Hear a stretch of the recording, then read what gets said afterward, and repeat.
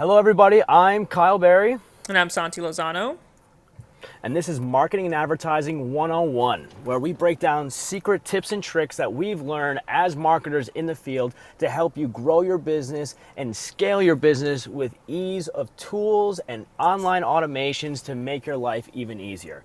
If you missed our chat yesterday, our first show was all about an overview, a general overview of marketing and advertising, automational processes that we can put in place to make your life easier while strives to grow your business. And today we're going to be talking about an omni-level approach to help you connect with consumers across the internet. If it's Facebook, Instagram, Twitter, Snapchat, Pinterest. There are so many different social media platforms out there now. It is hard to keep track of which one is best for your business, as well as being able to post content on each one of these platforms. And we're going to dive into it a little bit to discuss what platforms are best for which businesses, how we can actually post on these platforms, and actually leverage the platforms to generate consumers, generate business for your business without putting hundreds of hours of time in creating posts and posting across multiple different social media channels. So this omni-channel approach, you've probably heard this a lot, Santi, huh?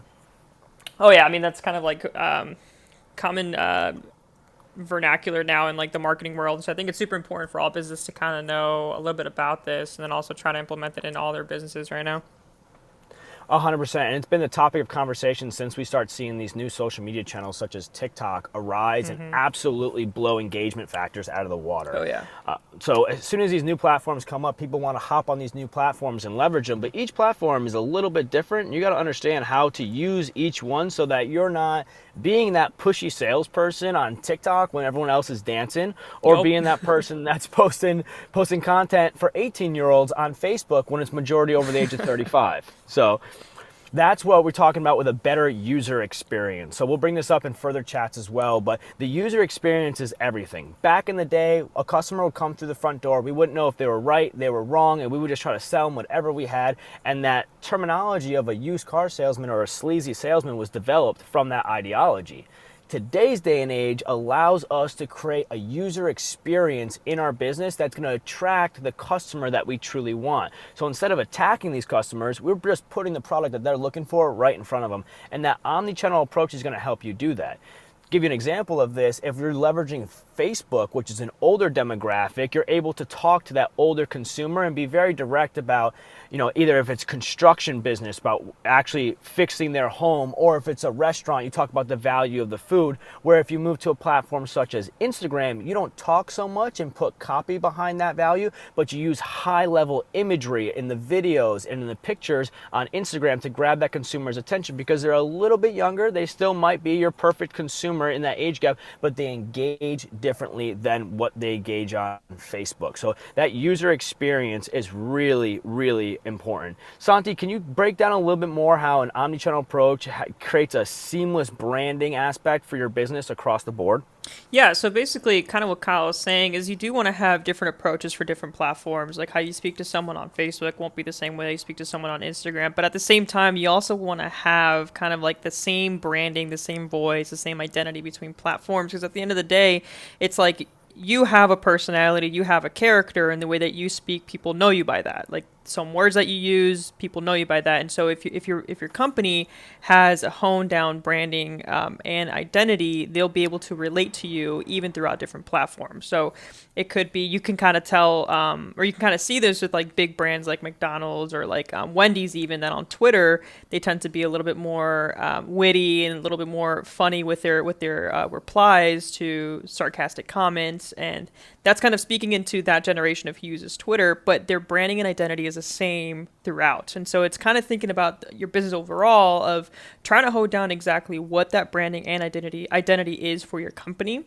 and how it'll be able to kind of be a chameleon between different platforms, so that way you're maintaining that same voice and tone, really. And then Kyle, I know that you know a lot about like attribution data and all that stuff, so I'll let you take it away for that.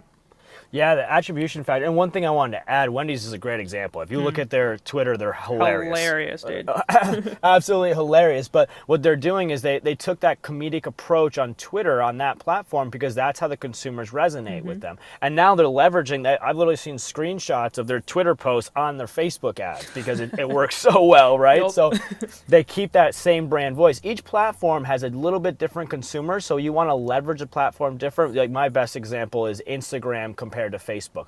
Both owned by Facebook, but the way the platforms interact are much different. Where Facebook, it's harder to get the engagement factor, but it's easier to get in comments in that form of engagement, where if you look at just likes, Instagram is much easier, but you have to make sure that Instagram is visually representing, and Facebook has more of a copy that orientates with the consumer that's reading. And then to go into the attribution data, guys, this is so powerful. So previous to social media, our only attribution data that we could really get from the consumer was the IP address, and then Google gave us the ability to find age, geographical location, how much income they're making, maybe their job description, but that was a limitation that we had previous to social media. Now with social media, the attribution that we can get, the data that we can really get from these consumers is above and beyond, because these social media platforms are absorbing the interest factors of our customers. So not only do we know their age, their gender, where they're located, how much money they have, their job, but now we know what actually intrigues them as an individual. And that's what allows us, with that data, having an omni-channel approach, we're able to see how the consumers on Facebook, how they engage with us, how the consumer on Instagram engage with us, how the consumer on YouTube engage with the business. And you can take those three factors of three different pools of consumers and really find data that is across the board valuable of your prime consumer. I can't tell you how many business owners I talk to that think they know exactly who their customer is. Yeah, Santi, you've probably seen this a million times. It's like, my customer is they're 45 plus and they're a homeowner, blah blah blah blah, and then you look at their attributions online, their online data. It's like, no, you might think that this is your buyer, but really who your buyer is a 32-year-old woman who's a stay-at-home mom. And the data behind having multiple different social media channels on an omni-channel approach and leveraging all those channels will give you the data back to have concrete information. If you just do it from one platform, it's going to be decent data, but it's not concrete enough because you don't know how the consumers interact across all platforms. So yeah, I think it's important also to try to like have a balance between how much you put on each platform, so it's kind of equal throughout. Because in that way, if you're pushing too much on Facebook, you're going to get a little bit older age range, and so you might say, oh, you know what, my targeted audience is above 35. But if you push it more on TikTok, who knows, maybe, you know, those millennials that are trying to get into these products are wanting to purchase it, and so now your age range now drops because of it, and so now you're looking at, you know, 20 to 35, where it's just trying to make it more balanced throughout instead of favoring one and then basing your data off of that. So data attribution is important, but doing it across platforms and knowing that you're doing an even playing field will help you to have the most accurate data. 100%. That's a great point, Santi, to bring it up, that a lot of people approach it, and again, they think they know exactly what their consumers want, but they are not their consumers. Right. You have to test across all platforms. And you might find, after truly testing all the platforms evenly against each other, that one or two platforms do outbeat the rest, but don't assume it. Assumption is the death of all businesses. Yep. So don't assume that you know exactly. Just make sure with the omnichannel approach, if you really want to get into this, you test all platforms evenly. And let's talk a little bit how we can leverage an omnichannel approach into marketing. So there is, especially, and I love this example for local businesses. This one's kind of hits home for me for local businesses because it's something that these local businesses don't have enough budget to really leverage and compete with national-based competition. So having an omni-channel approach makes them look larger than life in their little local area. And what we mean by that is, say the consumer initially finds them on a Google search. Well, once they are on a Google search and they've done Google and they've hit the website, then we have an omni-channel approach that hits their display ads, the Facebook advertising, Instagram, YouTube, your business looks so much larger than it actually is on a local scale doing an omni-channel approach because you feel like you are everywhere to the consumer that's already shown interest. And that really comes into how you collect your data and the analysis behind your data of the consumers that are showing interest. That's where I find the best use of the omni-channel approach is really in the retargeting factor. The initial cold outreach, yes, we use a lot of them to a social media basis on hoping that we get these new customers through the social media, but really an omni-channel approach works best once you already have a consumer that's shown a level of interest in your business. So when you're collecting the data of your consumer, you have to make sure that you have the Facebook pixel on there or any other pixel trackers that you're using of any other advertising programs that you have. You have to have that on your website so you can leverage it for the retargeting aspects of the platforms that you're doing ads from. And again, test them all. And then the data analysis behind that. So we kind of went into this into the multiple attribution levels. So when you're doing an analysis of the data of the omni-channel approach in marketing, you're going to get a lot more granular on what is working, what is not working, and also where you can get your lowest cost per conversion per platform. And that's really what, as marketers, we're looking to do 110% of the time. We're trying to take your marketing dollar and get the most out of it by decreasing your cost per conversion and increasing your overall conversion value on each platform. So when we find the platform using an omnichannel approach that has the highest conversion value for the lowest cost, we know we can leverage that to the growth of the business. And that all comes back to looking at the data from each one of those platforms after you test them. Again, test, test, test. And then finally, the one thing that is really missing, and I'll give it to Santi right after this point, but the one thing that's really missing that a lot of business owners are not looking at is each stage of the customer's journey. We talk about this all the time in my agency. I know Santi brings it up all the time within his.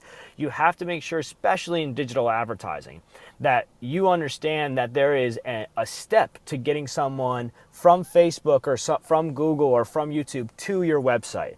There's another step to get them from the website to either purchase page or a contact page or the next step that you'd like them to move to in towards the conversion. And then finally, when they get to that purchase page or that contact page, there's another step to actually get their contact information or get them to do the purchase online to finally close the business.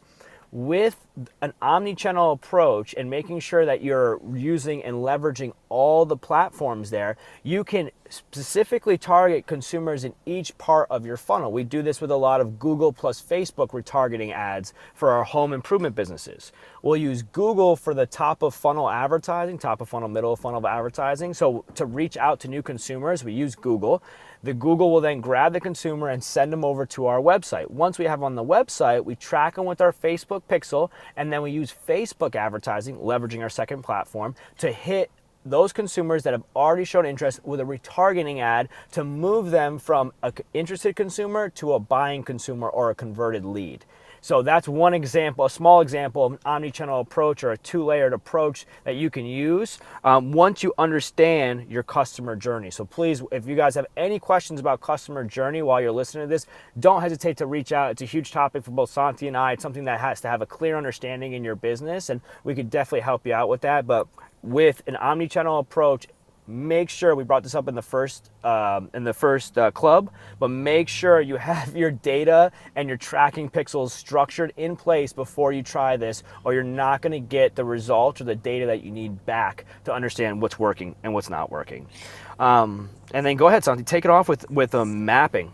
Yeah, so the whole mapping thought is to try to figure out exactly what that journey is for each customer. And so one of my favorite analogies that I was taught was kind of think about it like a dating game, where like when you're pursuing someone, you're not going to just go up to them and be like, hey, let's go get married tomorrow. And that's kind of the same idea of when you're launching an ad and asking them to purchase. It's kind of that same idea. That purchase is you getting married to them. And so having that map of, well, I want to approach them, I want to strike up a conversation, let's ask them out to go on a date, let's go on a second date, and then eventually let's ask them, let's first get engaged and then have a whole, engagement process and then get married. And that's kind of what the map should be when it comes to the customer journey of how do you bring on a new customer to your business.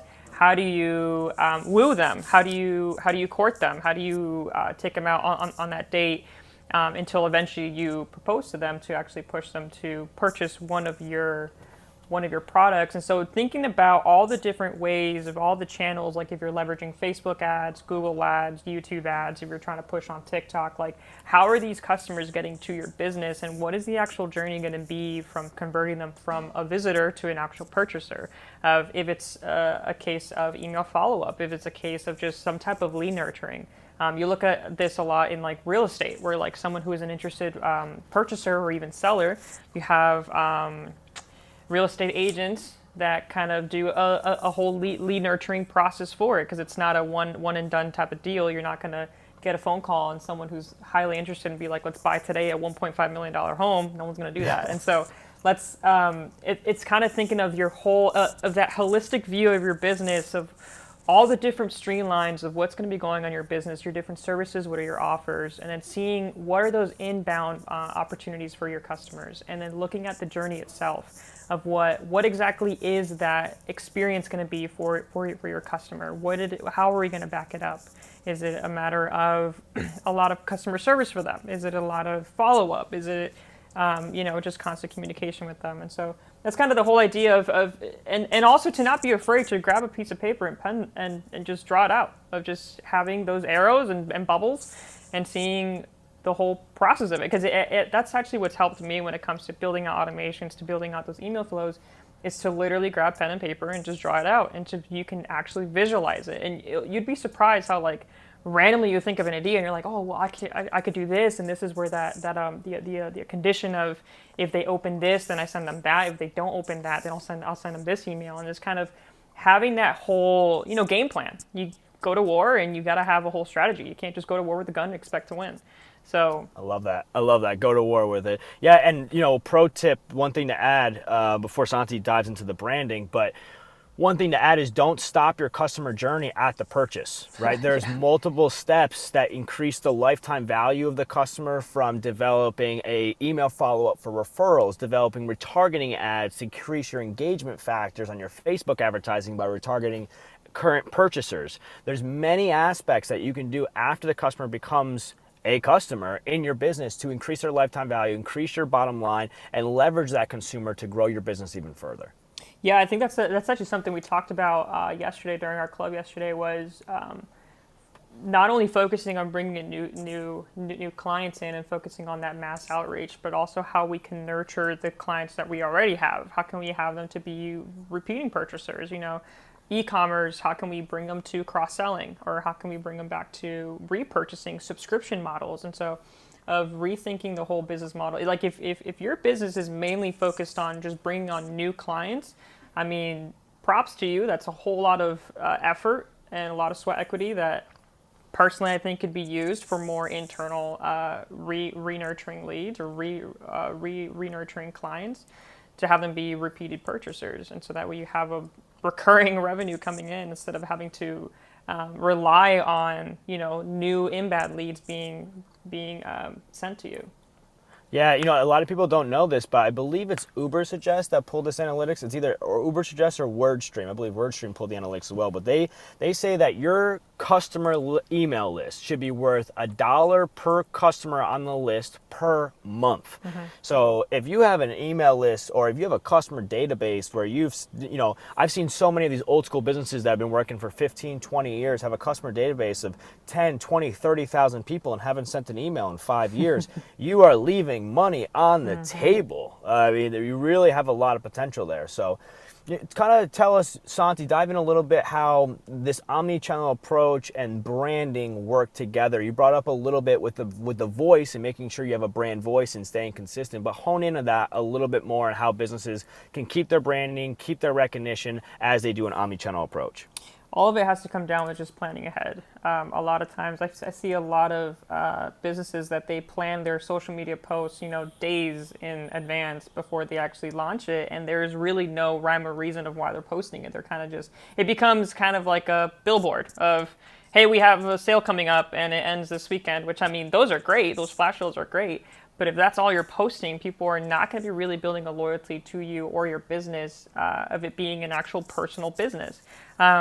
And so thinking about it of a more holistic view of, on Twitter, on Instagram, on Facebook, on YouTube, if you're posting on these channels, of having an actual schedule, an actual strategy of what is your end goal throughout this month when it comes to your actual marketing efforts. Like if your marketing effort is to push a certain product, well, okay, let's go ahead and give them a little bit more background of that product, uses of that product, maybe a deal for the product, how they can pair that product, some examples, case studies. Like there's a lot of opportunity of how you can leverage a strategy for a specific goal in mind for your business, and then also being able to automate a lot of these posts through a platform that a lot of us know, which is Hootsuite.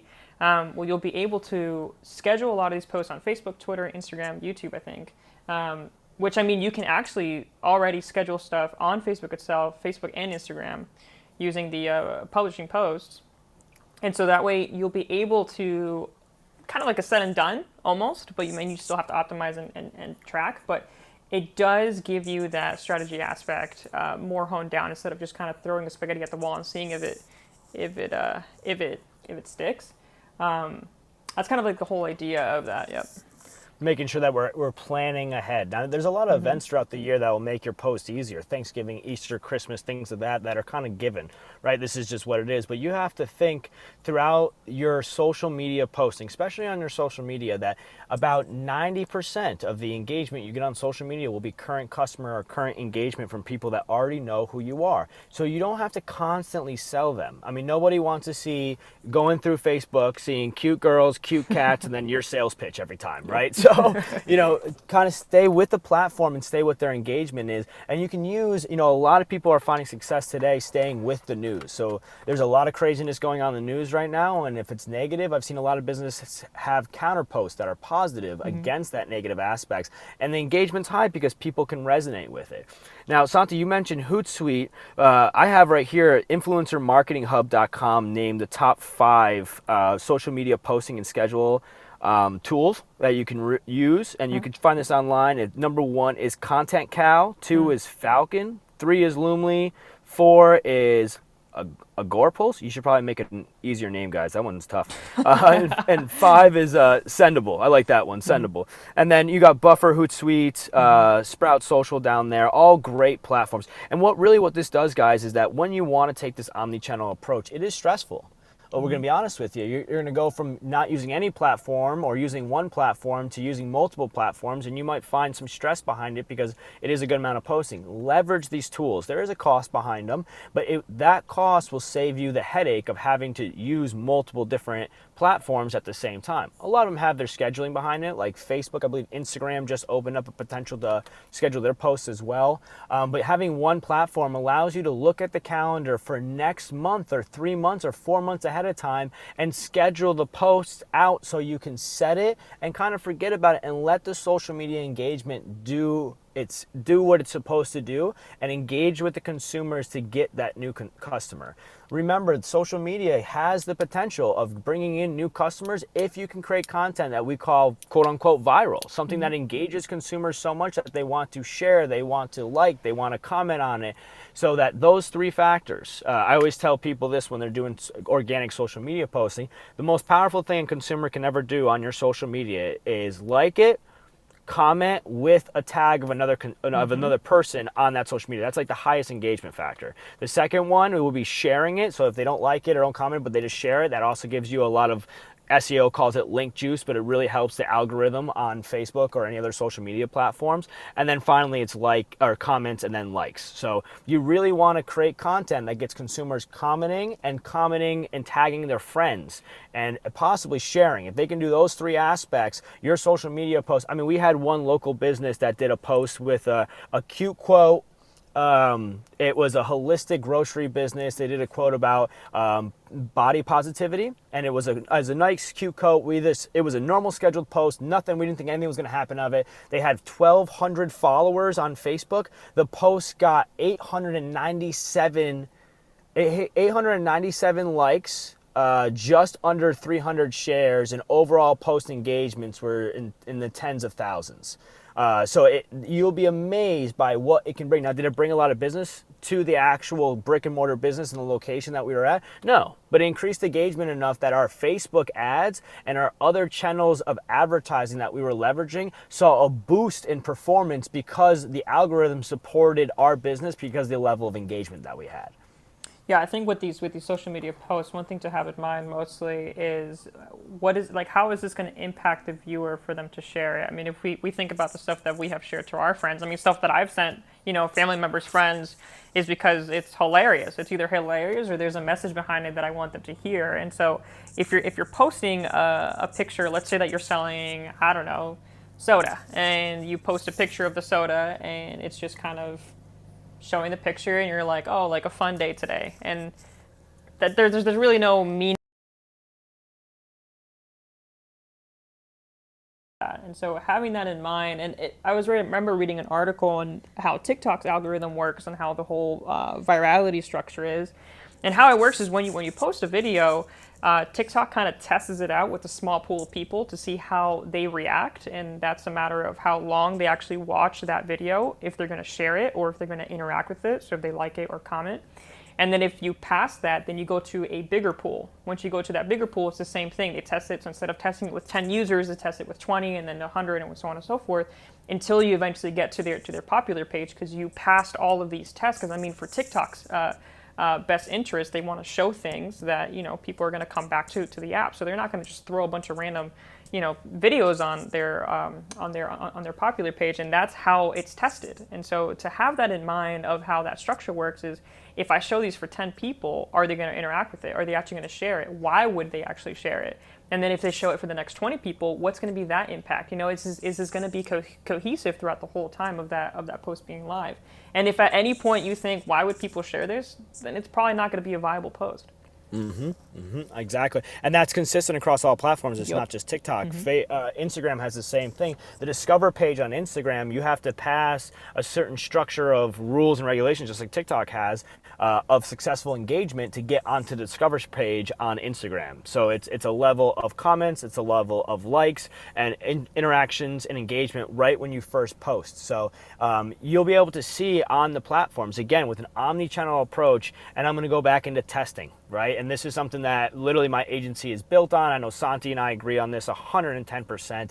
Marketing, our job as marketers is our ability to test. So test, and test. If you're listening to this right now and you want to put the sweat equity into your own business, the only thing that I would ever recommend you paying somebody for outside of your own sweat equity is the knowledge and understanding of what to test next. Because as a professional business owner or someone that's very, very good at their craft when they own a business, sometimes you lose the ideas of a consumer's interest because you're so focused on the interest of your own business. So just make sure that you test. And again, we don't want to make any assumptions. We want to test across the board, make sure we get as many aspects out there to find the success that we need in business to find the growth line. There's always a formula for every business that we work with. Each formula is a little bit different to find success, but there's always a formula out there to find success. You just have to make sure that you are, quote unquote, the scientist out there doing enough tests, doing enough experiments to find out what that formula is. Yeah, if you're scared to test, you're gonna have a rough time. Just Because, my biggest lessons I've learned within marketing and outside of marketing is just trial and error of just testing it, and then if it works, cool. If it doesn't, also cool. Like if it doesn't work, I learn from it. If it does work, sweet. I just keep doing it, and also not being afraid to mess up. I mean, it applies to pretty much anything when it comes to not being afraid to break something. Because if you break something, you're going to learn how to fix it, and if you learn how to fix it, you just learn something new.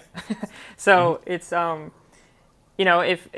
name of the game of being a business owner is, especially in today's day where the market is sophisticating day by day, the marketing approaches that we had back in 2010 are night and day. And from 2010, even just from 2017 to now, even just last year, I mean, with just COVID happening, the whole marketing approach that we have from last year to now is night and day. And so it's a constantly evolving marketing space that you got to be, in that disposition to want to really test, to just try things out, to be that trendsetter, I guess you could call it, of if you're the first one to do something different, that's going to stick, and of pushing it.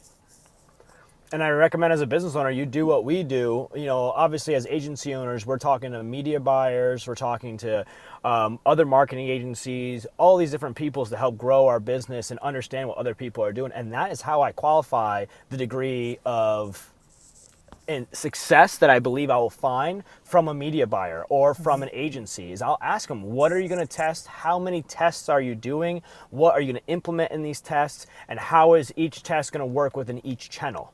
And if you ask those questions and you don't get the answers that you're looking for as a business owner hiring an agency or hiring a contractor, that's really what you're going to understand is how much effort they're going to put into your business is how much they're testing. And again, like what Santi said, there's no bad data. There is redundant data, but there is no bad data. So make sure you keep track of what tests you're doing, because again, you might find that something doesn't work, and if you you don't have your analytics in place correctly to know it doesn't work, you might try it again. And if you try it again, that's a little bit of wasted money. That's redundant, right? So that's redundant data. So that's what you want to avoid. But the initial bad data that you get is great for you because you understand where to put and allocate your money better now if you have a consumer base that just isn't as successful as before, and you move on to the next one. But you don't know until you test. Perfect, man. Well, I think that's all we have for today. Tomorrow, we're going to be doing this a little bit earlier. We're going to be at 9 a.m. Eastern Standard Time. We're going to be talking about CRMs, or Client Relations Manager. If you said, what's a CRM, or you do not have any type of customer retention system in your business, you got to make sure to tune in tomorrow. You got to make sure you watch this club, because we're going to dive in deep on exactly what is needed to increase the lifetime value of your customers, increase the value of your business when you go to sell, and make your life so much easier on your bottom line and the development and overall growth of your business by leveraging a CRM system.